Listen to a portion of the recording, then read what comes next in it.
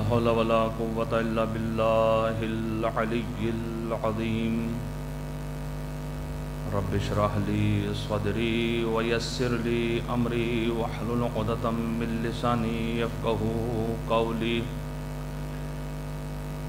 أعوذ بالله من الشيطان اللعين الرجيم بسم الله الرحمن الرحيم الحمد لله الذي لا يبلغ مدحته القائلون ولا يحصي نعماءه العادون ولا يودي حقه المجتهدون الذي ليس لصفته حد محدود ولا نعت موجود ولا أجل ممدود فطر الخلائق بقدرته ونشر الرياح برحمته الصلاة والسلام على النبي الأمي المكي المدني الملقب بطه والياسين العبد المؤيد والرسول المسدد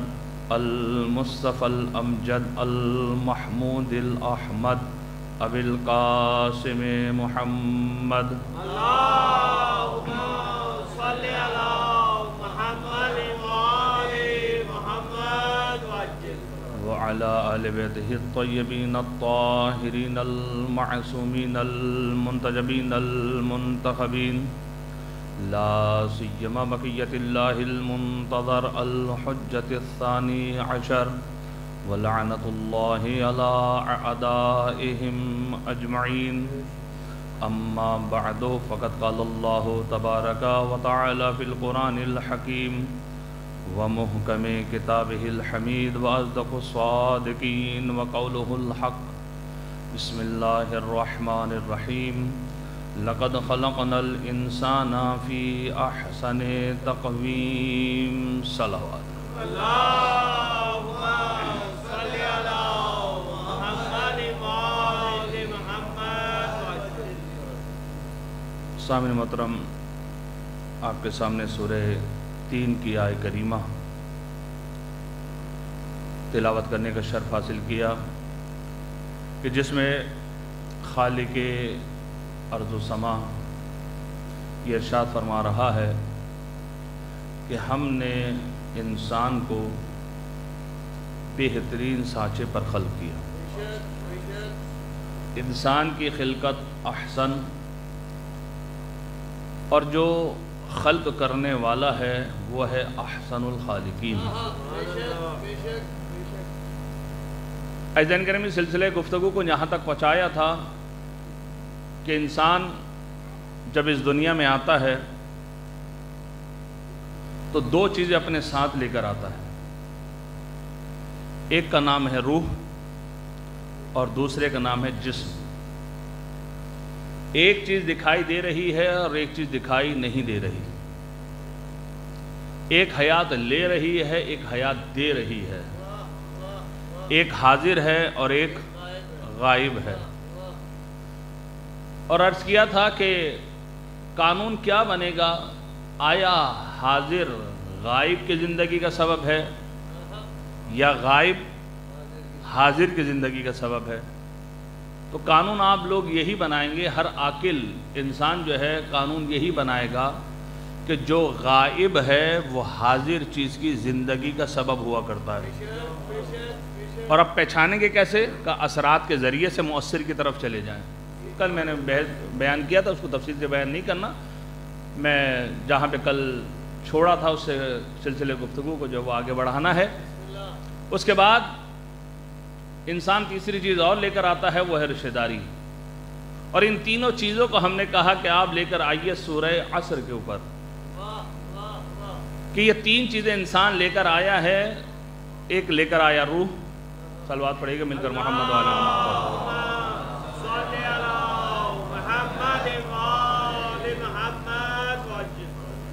سامعین محترم، شاید ہر عالم یہ کہتا ہوگا کہ جب مجلس میں آیا کریں تم اپنا موبائل سائلنٹ پہ لگا لیں۔ ہر عالم صاحب نے سنا ہوگا، لیکن اللہ نے ہمیں 2 کان عطا کیے کس لیے عطا کی ہے کہ ایک سے سنے دوسرے سے نکال دیں. یہ بہت بابرکت مجلس ہے، عام مجلس نہیں ہے. یہ فرش عزا عام فرش عزا نہیں ہے. ہمارا عقیدہ یہ ہے کہ اس مجلس میں فرشتے بھی آتے ہیں اور ائمہ طاہرین بھی آتے ہیں. سبحان اللہ سبحان اللہ. اب میں روایت پڑھ دوں تاکہ بات واضح ہو جائے. چھٹے امام کی خدمت میں ایک شخص آتا ہے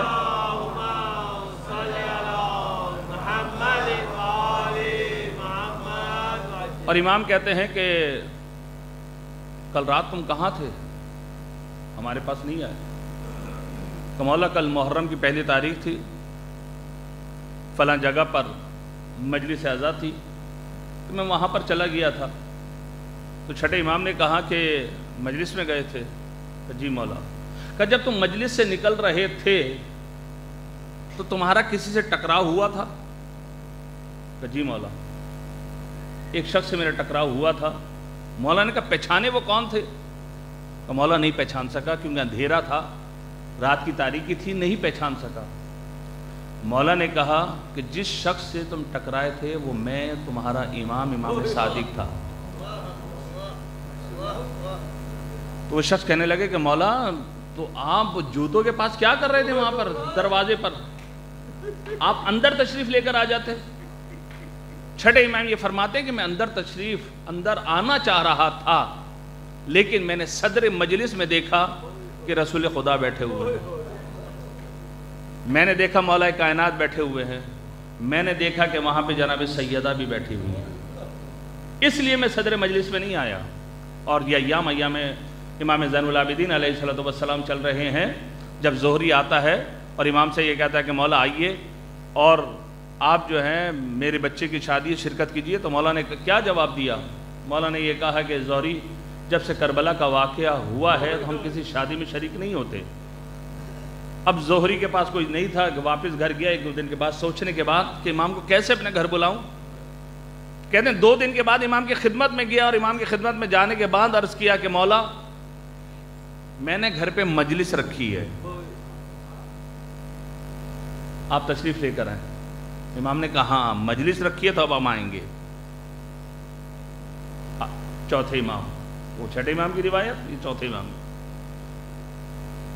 اب ظہری کہتا ہے کہ جیسے امام آئے، امام کو میں نے صدر مجلس میں بٹھایا.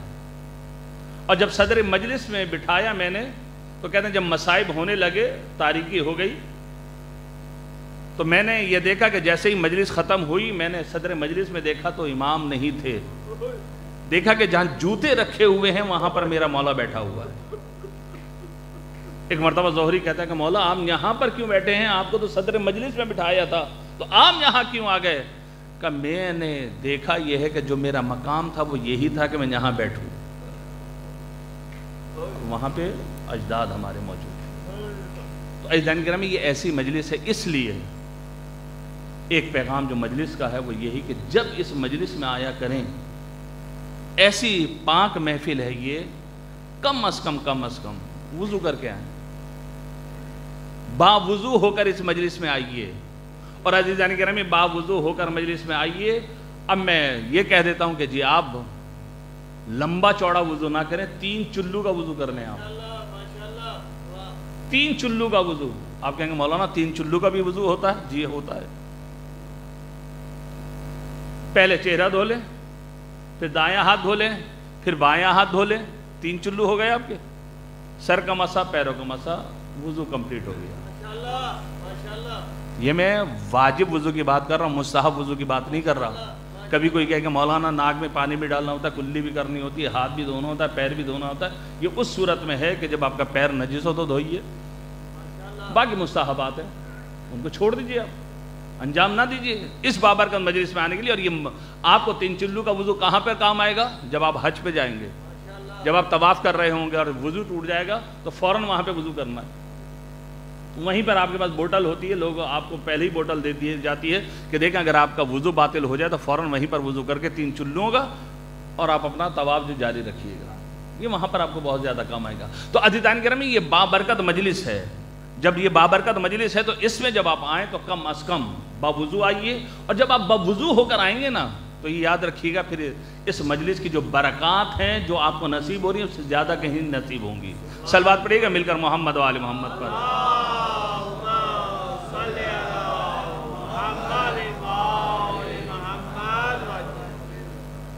تو عزیزان گرامی، بہرحال عرض یہ کر رہا تھا بہت معذرت کے ساتھ،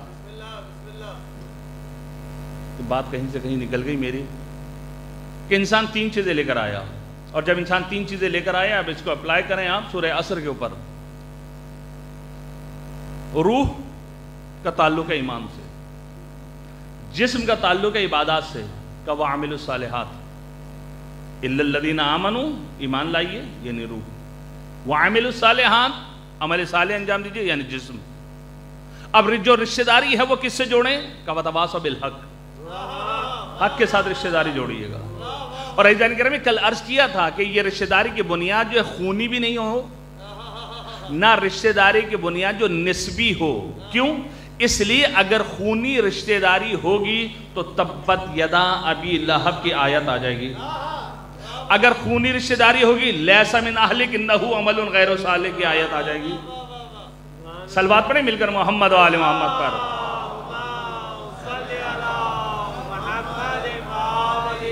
تو بہرحال یہ 3 چیزیں انسان لے کر آئے۔ اب جب انسان یہ 3 چیزیں لے کر آ گیا اور پروردگار عالم نے انسان کو افضل بنایا، جب انسان کو افضل بنایا تو کس چیز میں پروردگار عالم نے انسان کو افضل بنایا؟ وہ کون سی ما بہل امتیاز چیز ہے کہ جس کی وجہ سے انسان جو ہے نباتات اور جمادات اور حیوانات سے افضل ہو گیا؟ تو کل عرض کیا تھا، روایت کا سہارا لیا تھا، اسی سلسلے گفتگو کو آگے بڑھا رہا ہوں کہ جناب آدم کے پاس جناب جبرائیل آئے، جب جناب جبرائیل آئے تو پروردگار عالم کی طرف سے یہ حکم دیا جبرائیل کو کہ آدم سے کہہ دیجئے ان 3 چیزوں میں سے ایک چیز کو لیجئے۔ 3 چیزیں نہیں لینی، ایک چیز لینی ہے۔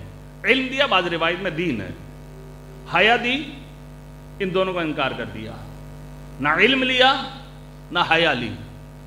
جب تیسری چیز دی عقل، جیسے ہی عقل کو دیا تو جناب آدم نے عقل کو لے لیا، اور جب عقل کو لیا ہے تو عزیزان گرامی ایک مرتبہ جبرائیل نے علم اور حیا سے یہ کہا کہ آپ دونوں چلے جائیں۔ آدم نے آپ کو نہیں لیا، عقل کو لیا ہے۔ تو یہ دونوں چیزیں پروردگار عالم کی طرف سے گویا ہوئیں کہ جہاں پر عقل ہوگی وہاں علم بھی ہوگا، وہاں حیا بھی ہوگی۔ یہ دونوں چیزیں ہوں گی۔ تو عزیزان گرامی گویا کہ آدم نے ایک چیز کو لیا، عقل کو، لیکن ساتھ ساتھ علم بھی آ گیا اور ساتھ ساتھ جو ہے حیا بھی آ گئی، جسے ہمارے ہاں کہتے ہیں ایک تیر سے 2 شکار۔ ایک چیز لی ہے، دونوں اور بھی آ گئی۔ تو اب انسان نے عاقل وہی ہوگا کہ جس کے پاس علم بھی ہو اور جس کے پاس حیا بھی ہو۔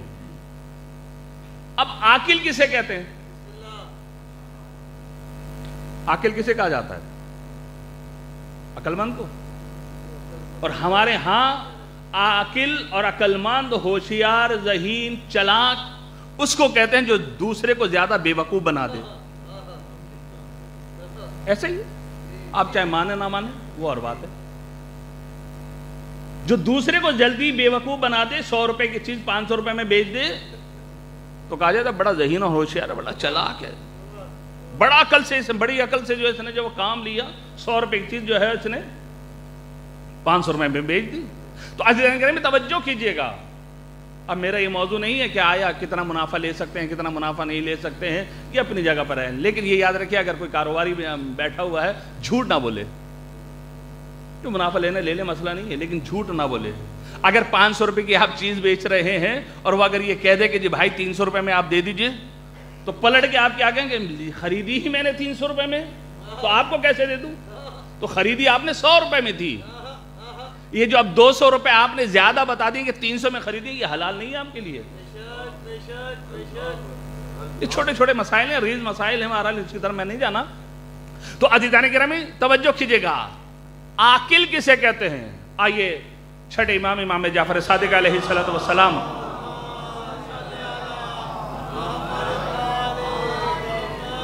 امام کی بارگاہ میں چلتے اور کہتے ہیں مولا ہمیں بتائیے کہ عاقل کسے کہتے ہیں؟ ہم تو کہتے ہیں عقل مند کو، ہوشیار کو، ذہین کو، چلاک کو۔ مولا آپ بتائیے کہ عاقل کسے کہا جاتا ہے، عقل مند کسے کہتے ہیں؟ دیکھیں میں نے کہا عاقل کسے کہتے ہیں، آپ نے کہا عقل مند۔ عقل مند ہوتا کون ہے؟ یہ تعریف تو آپ نے نہیں کی کہ عاقل جو عقل مند کو کہتے ہیں، عقل مند ہوتا کون ہے؟ تو عزیزان گرامی امام نے تعریف کی ہے، جا کر روایت پڑھیے گا اصول کافی کی، چھٹے امام نے کہا ما عبدا بہ الرحمن وقت سبا بہ الجنان۔ عاقل وہ ہوتا ہے جو ما عبدا بہ الرحمن، جو اس عقل کے ذریعے سے رحمان کی عبادت کرے، وقت سبا بہ الجنان، اور اس عقل کے ذریعے سے جنان یعنی جنت کو حاصل کر لے، یہ ہے عاقل۔ پس اب آپ دیکھتے رہیے کہ عقل مند ہے کون؟ جو رحمان کی عبادت کر رہا ہو اور جنت کو حاصل کر رہا ہو، اسے عاقل کہتے ہیں۔ صلوات پڑھیں مل کر محمد و آل محمد۔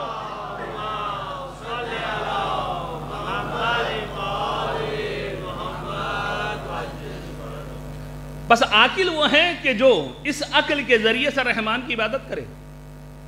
اب رحمان کی عبادت کس طریقے سے حاصل ہوگی؟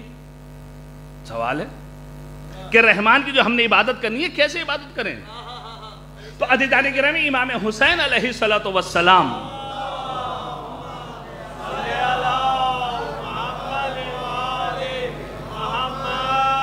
ارشاد فرماتے ما خلق اللہ العباد الا لیعرفوہ فاذا عرفوہ عبدوہ۔ مولا امام حسین فرماتے ہیں کہ پروردگار عالم نے بندوں کو خلق نہیں کیا الا مگر بندوں کو پروردگار عالم نے خلق کیا ہے، ما خلق اللہ العباد الا لیعرفوہ، کہ اس پروردگار عالم کی معرفت حاصل کریں، فَإِذَا عَرَفُوهُ عَبَدُوهُ، جب اس کی معرفت حاصل ہو جائے گی تو اس کے بعد اس کی عبادت ہوگی۔ پس عبادت سے پہلے کیا ہے؟ معرفت۔ ہمیں خدا کی معرفت ہے؟ سب کہیں گے کیوں نہیں مولانا آپ کیسی بات کر رہے ہیں، ہمیں خدا کی معرفت نہیں ہے۔ بچپنے میں ابھی بولنا تک نہیں آتا تھا، ہمارے والدین کیا کرتے تھے؟ ہماری 4 انگلیاں بند کروانے کے بعد 1 انگلی اٹھوا دیتے تھے، کہو بیٹا اللہ ایک۔ ایسا ہے یا نہیں ہے؟ اللہ ایک ہے، ٹھیک ہے جی اللہ ایک ہے۔ کیا دلیل ہے آپ کے پاس کہ اللہ ایک ہے؟ کہ امی نے پڑھایا تھا، ابو نے پڑھایا تھا، پھر قرآن پہ بٹھا دیا تو مولانا صاحب نے بھی یہ کہا کہ اللہ ایک ہے۔ تو آپ کے پاس کیا دلیل ہے کہ اللہ ایک ہے؟ اصول میں تقلید نہیں چلتی، فروع میں تقلید چلتی ہے۔ یہ اصول میں شامل ہے کہ اللہ ایک ہے، آپ کے پاس کیا دلیل ہے کہ اللہ ایک ہے؟ عزیزان گرامی توجہ کیجئے گا، 2 سوال ہیں کہ ہمیں اتنی معرفت ہے پروردگار عالم کی کہ ہم بتا نہیں سکتے، کہ ہم یہ کہتے ہیں کہ پروردگار عالم ہے، اس میں کوئی شک نہیں۔ اچھا مجھے یہ بتائیے کہ اللہ ہے، کس نے کہا آپ کو کہ اللہ ہے؟ آپ کہیں گے رسول آئے تھے، سچے نبی آئے تھے، انہوں نے کہا تھا کہ اللہ ہے، یعنی نبی کے کہنے پر آپ مان گئے کہ اللہ ہے؟ اللہ کو دکھایا تھا انہوں نے؟ نعوذ باللہ من ذالک۔ ہم تو قائل نہیں ہے کہ وجود کے کہ پروردگار عالم کا کوئی وجود ہے، نہ ہم اس چیز کے قائل ہیں کہ عرش پر بیٹھا ہوگا کرسی کے اوپر، اور جب پھر پوچھے گا حل میں مزید تو کہے گا ہاں آخر میں پروردگار عالم اپنی ٹانگ ڈال دے گا۔ ہمارا یہ عقیدہ نہیں ہے، وہ محدود نہیں ہے، وہ جسم میں سما نہیں سکتا ہے۔ تو عزیزان گرامی توجہ کیجئے گا کہ اللہ ایک ہے، کس نے کہا؟ کہ اللہ کا ایک سچا نبی آیا تھا جس کو کافر بھی مشرک بھی یہ کہہ رہے تھے کہ یہ صادق بھی ہے، یہ امین بھی ہے۔ اس نے فاران کی چوٹی پر کھڑے ہو کر سب میں پہلا جو نعرہ بلند کیا تھا وہ نعرہ یہ تھا لا الہ الا اللہ تفلحو، کہ لا الہ الا اللہ کو نجات پا جاؤ گے۔ اس نبی نے آ کر کہا تھا، آپ مان گئے، لیکن اس نبی نے آپ کو دکھایا نہیں تھا۔ اس نبی نے کہا کہ 1,24,000 انبیاء ہیں، آدم بھی ہیں، نوح بھی ہیں، ابراہیم بھی ہیں، موسیٰ بھی ہیں، عیسیٰ بھی ہیں، سارے نبیوں کے بارے میں بتایا کہ یہ نبی آئے گا، یہ نبی، یہ سارے نبی گزرے ہیں۔ اس نبیوں کے بارے میں آپ کو بتایا، آپ ایمان لے کر آ گئے۔ کیونکہ صادق نے کہا تھا. لیکن کسی ایک نبی کو بھی دکھایا؟ کسی نبی کو نہیں دکھایا. لیکن کہا کیا کہ یہاں انبیاء ہیں سارے, آپ ایمان لے کر آئے یا نہیں آئے؟ آ گئے. اس نے کہا کتب سماویہ ہیں, توریت, زبور, انجیل, آپ ایمان لے کر آ گئے. اس نے کہا جنت و جہنم ہے, آپ نے کہا جی بالکل ہے. دکھائی کسی کو جنت اور جہنم؟ نبی نے دکھائی نہیں, ایمان لے کر آ گئے. اس نے کہا ملائکہ ہیں, آپ نے کہا جی ہے. ملائکہ پر آپ ایمان لے کر آ گئے. اس نے کہا جنت میں حور العین ملیں گی, آپ نے کہا جی ہاں بالکل جو حور العین ملیں گی. یعنی وہ نبی بتاتا گیا, آپ ایمان لاتے رہے, لیکن کسی ایک کو اس نے دکھایا آپ کو؟ کسی ایک کو دکھایا نہیں, بس وہ بتاتا رہا, آپ ایمان لے کر آتے رہے. بھائی جب وہ بتاتا رہا آپ ایمان لاتے رہے, لیکن غدیر خم کے میدان میں اپنے ہاتھوں پر علی کو بلند کر کے دکھایا بھی صحیح, بتایا بھی صحیح.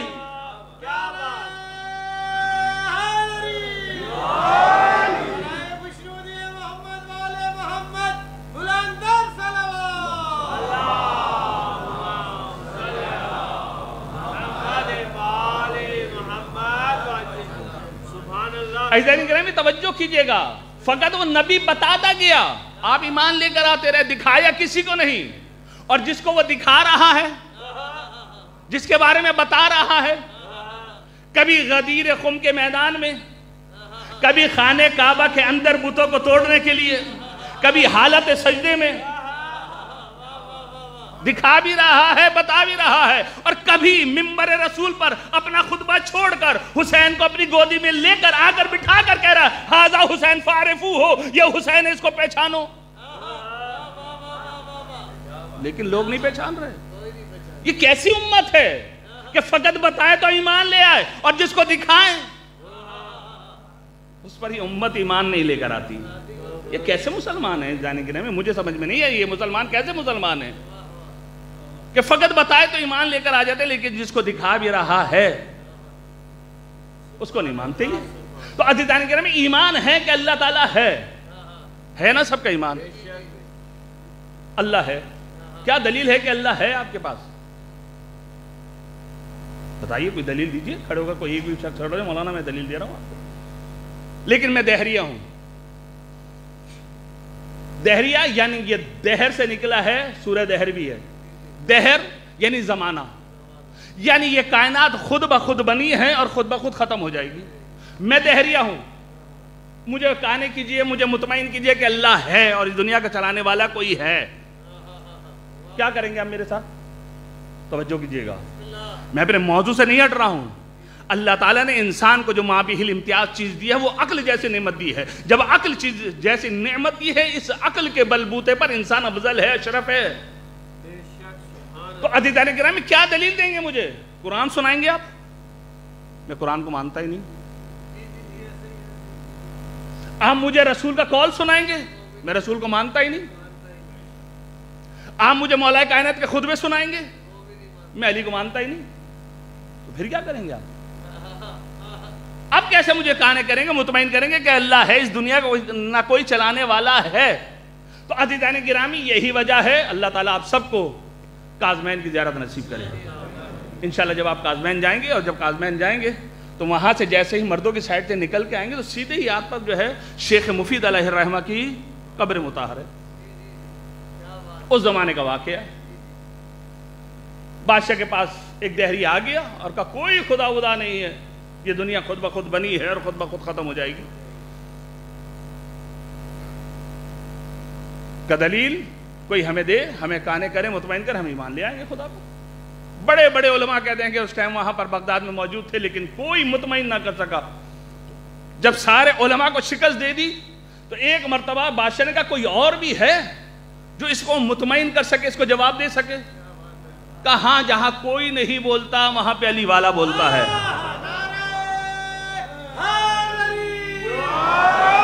جہاں کسی کے پاس جواب نہیں ہوتا وہاں علی والے کے پاس جواب ہوتا ہے. کیوں؟ ان کے بڑوں نے بھی کہا ہے کہ جب ہمارے پاس جواب نہیں ہوتا تھا تو علی کے پاس چلے جاتے تھے. تو عزیزان گرامی توجہ کیجئے گا، کہا ایک ہے، کہ وہ ایک ہی کو لے کر آؤ، وہی کام کا ہے، وہی جواب دے گا۔ کہتے ہیں کہ ایک مرتبہ شیخ مفید کو بلایا گیا، جب شیخ مفید کو بلایا، سادہ لباس پہنا ہوا، اس زمانے کے عالم، کیا کمال کے بہرحال اس ٹائم کے علماء گزرے واقعاً، اللہ ایسے علماء کو سلامت رکھے۔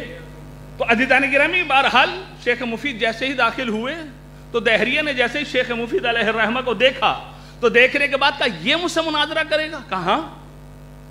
کہا اس کا تو لباس بتا رہا ہے بیچارے کا بہت ہی سادہ ہے، اور اس کی شکل دیکھ لیجئے، اس کی شکل بھی بتا رہی کہ بہت ہی سادہ انسان ہے۔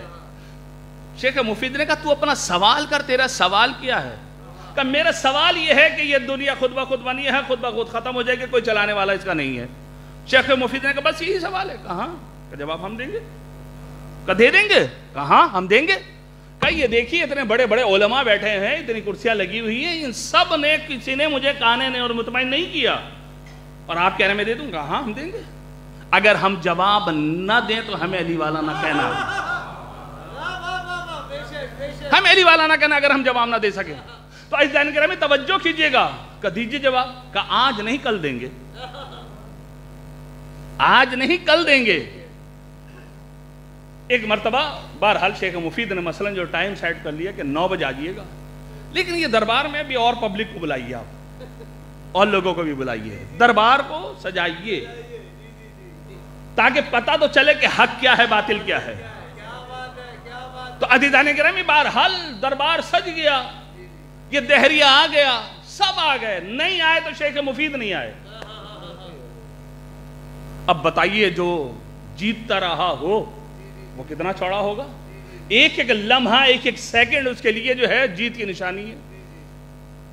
عزیزان گرامی بہرحال کہتے ہیں کہ کچھ ہی وقت گزرا تھا، یہ بہت چیخ رہا تھا، دربار میں چوڑا ہو رہا تھا، دیکھا وہ تو سادہ انسان تھا، سادہ لباس پہنا ہوا تھا، اس کے پاس تو کچھ تھا ہی نہیں، ڈر گیا بیچارہ، اگر جواب ہوتا تو کل ہی جواب دیتا تھا، یہ ٹائم کیوں لیا؟ الا ماشاءاللہ گفتگو کر رہا ہے۔ دیکھا کہ خرامہ ٹہلتے ہوئے شیخ مفید علیہ الرحمہ داخل ہوئے۔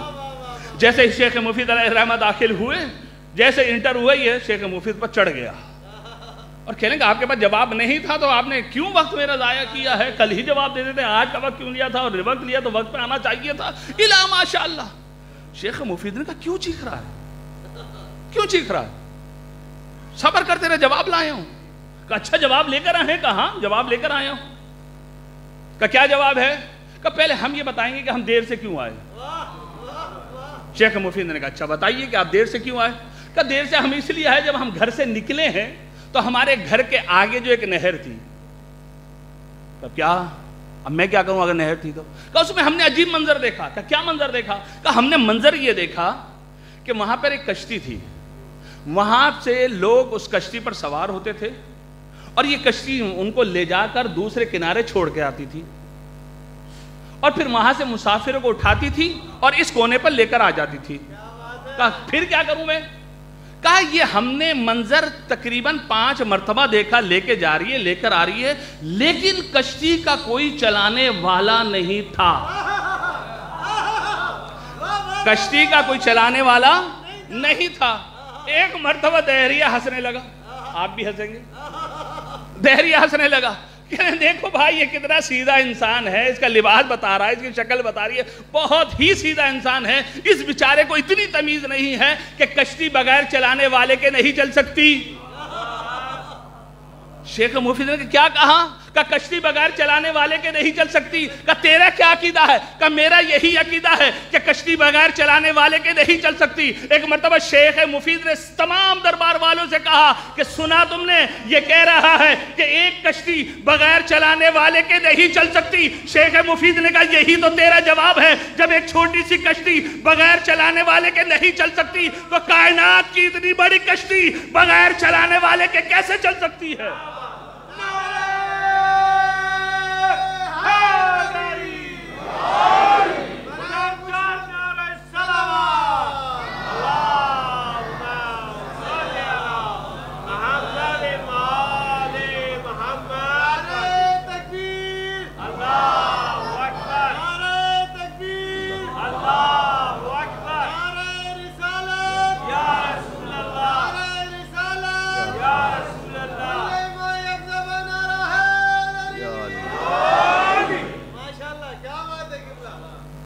شیخ مفید نے قرآن پڑھا، رسول کی حدیث پڑھی، مولا کائنات کا کوئی خطبہ سنایا؟ کیسے جواب دیا؟ دلیل عقل کے ذریعے سے۔ توجہ کیجئے گا، جس کی وجہ سے انسان مابہل امتیاز بنا ہے کہ دوسری جمادات، نباتات، حیوانات سے اور فرشتوں سے انسان افضل ہوا ہے، وہ عقل ہے۔ اس عقل کو استعمال کیجئے عزیزان گرامی، اس عقل کی بنیاد پر شیخ مفید نے دہریے کو ہرا دیا۔ نہ قرآن، نہ روایت، نہ حدیث، کچھ کسی چیز کا سہارا نہیں لیا، عقل ہے عزیزان گرامی، دلیل عقل۔ جہاں پر کوئی دلیل آپ کے پاس نہ ہو، اگر سامنے والا مسلمان نہیں ہے تو ادھر قرآن اور حدیث نہ بیان کیجئے، وہاں پر دلیل عقل دیجئے، عقل کے ذریعے سے۔ عزیزان گرامی، اس لیے اب پروردگار عالم ایک ہے، دو نہیں ہو سکتے خدا۔ دلیل دے دوں ایک میں، اگر کسی نے دیو تو مجھے نہیں پتا، بہرحال یہ ہے میرے ذہن میں آئی تھی۔ پروردگار عالم ایک ہے، دو نہیں ہے۔ اس کی دلیل خود آپ کے وجود میں آپ کی ہاتھوں کی انگلیاں ہیں، ہاتھوں کی، آپ کہیں مولانا یہ انگلیاں کیسے نشانی ہے توحید کے ایک ہونے پر؟ جو سفر کرتے ہیں قبلہ باہر کے، آج کل کیا ہوتا ہے؟ بایو ہوتا ہے نہیں ہوتا؟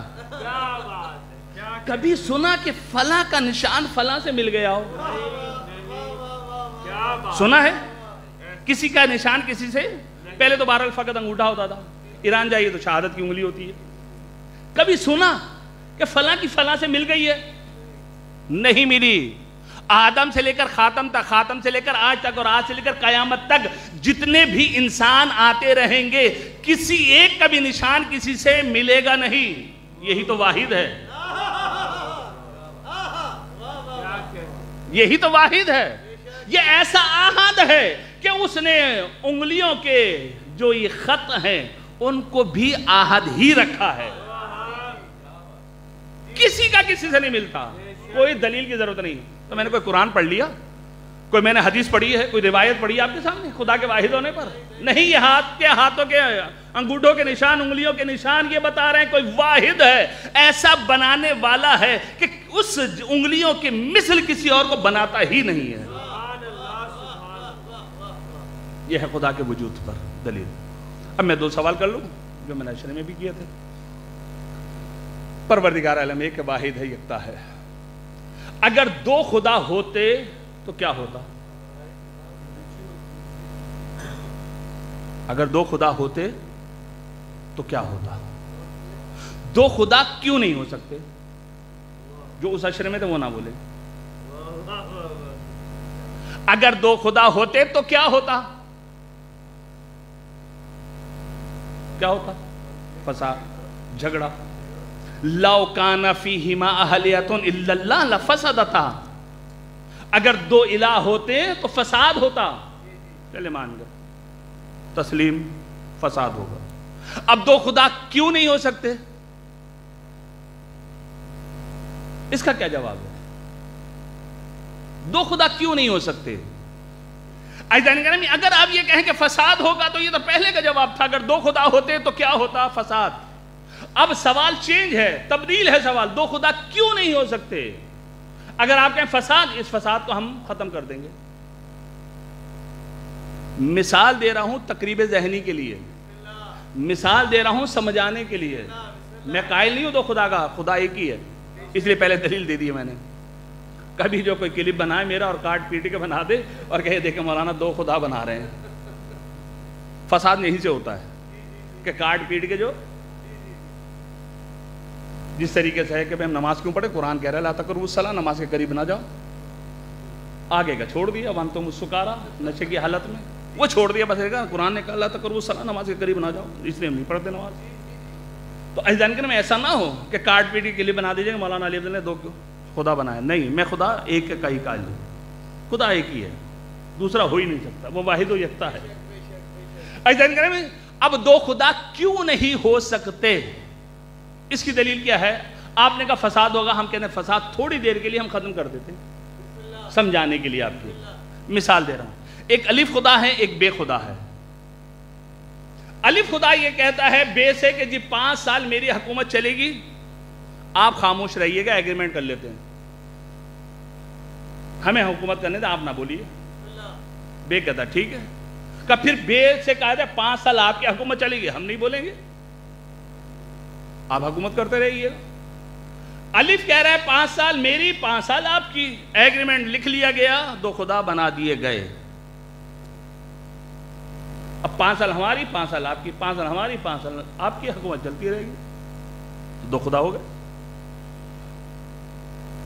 بن گئے 2 خدا، ظاہراً تو بن گئے، خاموشی ہے، فساد نہیں ہو رہا۔ لیکن نہیں ہے جانکاری میں 2 خدا نہیں ہو سکتے۔ کیوں نہیں ہو سکتے؟ اس لیے کہ جب الف کی حکومت تھی تو بے محتاج تھا الف کا، جب بے کی حکومت ہے تو الف محتاج ہے بے کا، الف محتاج بے کا، بے محتاج الف کا، اور جہاں پر احتیاج آ جاتی ہے وہاں پر بندگی ہوتی ہے، خدائیت نہیں ہوتی۔ اس لیے اللہ تعالیٰ نے قرآن مجید میں کہا انتم الفقراء واللہ هو الغنی الحمید، کہ تم فقیر ہو وہ غنی حمید ہے۔ صلوات پڑھیں مل کر محمد و آل محمد پر۔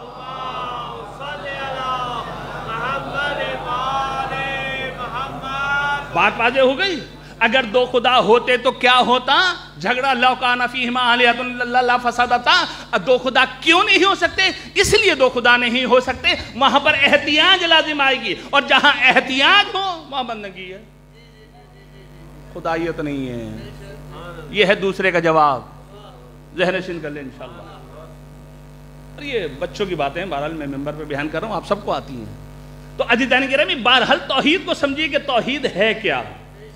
اب یہ توحید کو اگر آپ نے سمجھ لیا تو بہت سارے مسائل جو وہ حل ہو جائیں گے۔ ابھی مسئلہ یہ ہے کہ ابھی ہماری توحید ہی پختہ نہیں ہے، ابھی میں رسالت اور ولایت کی بات ہی نہیں کر رہا۔ اللہ ہے الحمدللہ، کہاں ہے اللہ؟ کہاں ہے؟ آپ کہیں مولانا یہ بچوں والی بات ہے، آپ کیوں کر رہے ہیں؟ عزیزان میں عقیدہ توحید کو سمجھا رہا ہوں کہ عقیدہ توحید میرا کتنا مضبوط ہے۔ اللہ ہر جگہ ہے، اللہ دیکھ رہا ہے یا نہیں دیکھ رہا؟ قرآن مجید کہہ رہا ہے، کئی آیات ہیں، بسم اللہ الرحمن الرحیم وَقُلِ اعْمَلُوا فَسَيَرَ اللَّهُ عَمَلَكُمْ وَرَسُولُهُ وَالْمُؤْمِنُونَ۔ اے حبیب ان سے کہہ دو کہ جو عمل تم نے انجام دینا ہے انجام دو، لیکن یہ یاد رکھنا جب تم عمل کو انجام دے رہے ہو فَسَيَرَ اللَّهُ عَمَلَكُمْ وَرَسُولُهُ وَالْمُؤْمِنُونَ، کہ اللہ بھی دیکھ رہا، رسول بھی دیکھ رہا ہے، اور مؤمنین یعنی اہل بیت بھی دیکھ رہے ہیں۔ 3 ہستیاں جو ہیں، 3 لوگ جو ہیں، جو کہوں لوگ کہنا بھی صحیح نہیں ہے، بہرحال 3 ایسے معصوم ہیں، اور وہ خدا ہے، رسول، ائمہ طاہرین، پروردگار عالم، سب دیکھ رہے ہیں۔ ہے نا عقیدہ کہ اللہ دیکھ رہا ہے؟ جب اللہ دیکھ رہا ہے تو پھر تنہائی میں گناہ کیوں؟ بڑا میسیج ہے، بڑا میسیج ہے، بہت بڑا میسیج ہے، بے شک بے شک بے شک۔ میں تنہائی میں گناہ کرتا ہوں، لائٹیں بند ہو جاتی ہیں راتوں میں، اور ماشاءاللہ اتنی ترقی کر لی ہے، جو پیکج آتا ہے وہ رات کے 1 بجے کے بعد ہی آتا ہے۔ اب مجھے نہیں پتا، لیکن ہوتا یہی ہے، پیکج کروا لیں آپ رات کے 1 بجے کے بعد اور صبح 7 بجے تک، اور ہمارا جوان لگا ہوا ہے۔ کیا دیکھ رہا ہے؟ والدین اپنے کمرے میں ہیں، لڑکا لڑکی اپنے کمروں میں، کیا چل رہا ہے؟ اور جب جیسے ہی جانکاری میں یہ نوٹ کر لے میری بات، اور جیسے ہی نماز شب کا ٹائم ہوتا ہے نا، نیند آنے لگتی ہے۔ نماز شب کا ٹائم ہوا، نیند آنے لگی، جوان نے موبائل رکھا اور سو گیا۔ اب صبح کی نماز کون پڑھے گا دیکھی جائے گی۔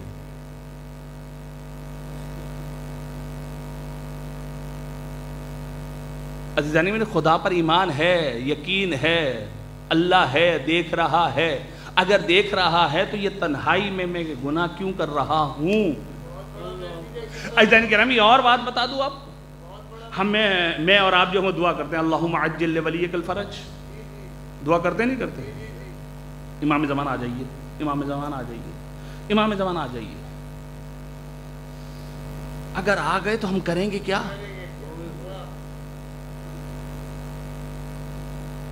آیا میرا موبائل اس قابل ہے اسی مجلس میں ابھی امام زمانہ آ جائیں اور کہیں لاؤ اپنا موبائل مجھے دو، میں دینے کے لیے تیار ہوں تیار، ایمانداری سے ہر کوئی اپنے گرمان میں جا کے، میں ہوں تیار، میں امام زمانہ کو موبائل دے سکتا ہوں اپنا۔ میں بھی اور چیزوں کی بات نہیں کر رہا، فقط یہ جو کھلونا میرے اور آپ کی جیب میں رہتا ہے 24 گھنٹے، اس کی بات کر رہا ہوں۔ آیا دینے کے لیے تیار ہوں یا مولا سے کہوں گا مولا رکیے ذرا، فارمیٹ مار دوں پھر آپ کو دے دیتا ہوں۔ بہت بڑا میسیج ہے، مولا سلامت رکھے آپ کو۔ کہاں جا رہے ہیں؟ ابھی میرا موبائل اس قابل نہیں کہ امام زمانہ کو دے سکوں، تو میرا وجود کہاں اس قابل ہے کہ امام زمانہ کی خدمت کر سکوں؟ دعوے بہت سے لوگوں نے کیے ہیں عزیزان گرامی، دعوے دار بہت تھے کہ ہم علی کے چاہنے والے ہیں، کمبر جیسے بن کے دکھاؤ، سلمان جیسے بن کے دکھاؤ، پھر ہے کہ تم دعوے میں سچے ہو۔ عزیزان گرامی، ربط مصائب کے لیے آخری بات کر کے میں مصائب کی طرف آ رہا ہوں۔ کسی اور سے نہیں سنا، خود صاحب نے مجھے نقل کیا ہے۔ آج سے 3 سال پہلے ہم ایک صاحب سے ملنے کے لیے ڈیفینس جاتے رہتے ہیں، جب کبھی سال میں 2 سال میں چکر لگا لیتے ہیں، مل لیتے ہیں جا کے۔ جب 2-3 سال پہلے جب ہم ان کے ملنے کے لیے گئے تو جب میں نے ان کی بیٹھک میں دیکھا جس میں مہمانوں کو بٹھاتے ہیں، نقشہ چینج تھا۔ میں کھڑا ہو گیا اور غور سے، وہ پانی لینے کے لیے میں کھڑا ہو گیا اور غور سے چیزیں دیکھنے لگا۔ پنجتن کے نام، 14 معصومین کے نام، شجرہ بنا ہوا ہے انبیاء کا، خانہ کعبہ بھی رکھا ہوا ہے، مدینہ منور کی مسجد بھی رکھی ہوئی ہے، ذوالفقار بھی ٹنگی ہوئی ہے۔ میں پریشان، یہ ہوا کیا؟ اتنے وہ پانی لے کر آئے کہ مولانا کیا دیکھ رہے ہیں؟ کہ میں یہ چینجنگ دیکھ رہا ہوں تھوڑی سی۔ یہ چینجنگ آئی کیسے؟ کہنے لگے کہ مولانا مت پوچھیے، امام نے ہدایت کی ہے میری۔ امام نے ہدایت کی؟ کہاں مولانا؟ امام نے ہدایت کی